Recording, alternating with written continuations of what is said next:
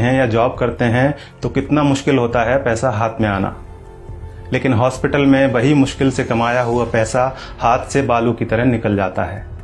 फिर भी हम सभी अस्पताल में जितना पैसा मांगा जाता है खर्च करते हैं। अगर किसी के पास पैसा नहीं होता तो वो उधार लेता है, लेकिन इलाज तो करवाता ही है। अस्पताल में पहले दिन ही सबसे ज़्यादा टेस्ट होते हैं, कुछ सर्जिकल आइटम्स भी खरीदे जाते हैं, इसी दिन सबसे ज़्यादा दवाइयाँ लिखी जाती हैं। हॉस्पिटल में कुछ पैसा एडवांस के तौर पर भी जमा किया जाता है। हमने भी वही सब किया, हमें भी दवाइयाँ लाने के लिए कहा गया। आजकल हर हॉस्पिटल का अपना मेडिकल स्टोर होता है, सो यहाँ भी था। हमने दवा ली और हमारा जो पहला बिल बना वह था 8,369 रुपये का। हमने अपनी जेब से इतने रुपए निकाले और देना चाहा तो पता चला कि हमें तो सिर्फ 4,620 रुपये ही देना है। क्या आपके साथ ऐसा कभी हुआ है कि आपने 8,300 रुपये की दवाइयाँ खरीदी हों और किसी अस्पताल ने आपको 4,600 रुपये ही लिए हों? शायद नहीं।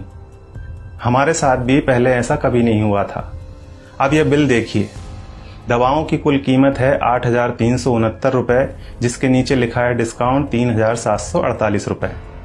नेट अमाउंट है 4,600 रुपये, जिसका भुगतान हमें करने के लिए कहा गया। ऐसे हमारे पास और भी कई बिल हैं। हमने 5 दिन एडमिट रहने के दौरान वहां से कई बार दवाइयां खरीदी और हर बिल पर हमें ये छूट मिली। सबसे बड़ी बात यह थी कि ये डिस्काउंट हमें मांगने पर नहीं मिला था, यह बिना मांगे हमारे बिना आग्रह किए पूरे सम्मान के साथ हमें दिया गया था, क्योंकि ये डिस्काउंट वहां उनके बिलिंग सॉफ्टवेयर में ही फीड कर दिया गया है। और आप यह जानकर हैरान होंगे कि डिस्काउंट का प्रतिशत 2, 4 या 10% नहीं है, यह बहुत ज़्यादा है। कुछ सर्जिकल और इंजेक्टेबल में डिस्काउंट 91% यानी 91% तक है, और जितने भी पेशेंट वहां एडमिट हैं सबको इसका लाभ मिल रहा है। अब आपके मन में सवाल उठ रहा होगा कि ऐसा क्यों? हम भी यही सोच रहे थे कि आखिर ऐसा क्यों। तो हमने डॉक्टर साहब से सीधे पूछ लिया, क्योंकि इसका जवाब तो वही दे सकते थे। फिर उन्होंने हमें बताया कि क्यों उनके अस्पताल में इतना डिस्काउंट दिया जाता है। उन्होंने हमें समझाया कि एमआरपी का खेल क्या होता है। एक उदाहरण के तौर पर उन्होंने बताया कि एक इंजेक्शन 270 रुपये का आता है और उस पर एमआरपी आती है 1,000 रुपये। उन्होंने कहा कि मेरा मन नहीं माना कि मैं 270 रुपये का वह इंजेक्शन अपने पेशेंट को 1,000 रुपये में बेच दूं। मैं डॉक्टर हूं, मुझे अपनी फीस और मेरे हॉस्पिटल की दूसरी सेवाओं का चार्ज मरीज से लेना है। 270 रुपये का इंजेक्शन 1,000 में नहीं बेचना। ये बात तो हुई डॉक्टर संजय कुमार के नैतिक मूल्यों की। अब यहाँ सवाल ये है कि दूसरे ज्यादातर अस्पतालों के मालिकों ने क्या अपना जमीर बेच दिया है? बेबी गैस्ट्रो केयर अस्पताल के डॉक्टर संजय कुमार की तरह ये क्यों नहीं कहते कि हमें भी अपनी सर्विसेज का पैसा ही मरीज से लेना है? वे क्यों नहीं कहते कि 270 रुपये का इंजेक्शन 1,000 में हम नहीं बेचेंगे?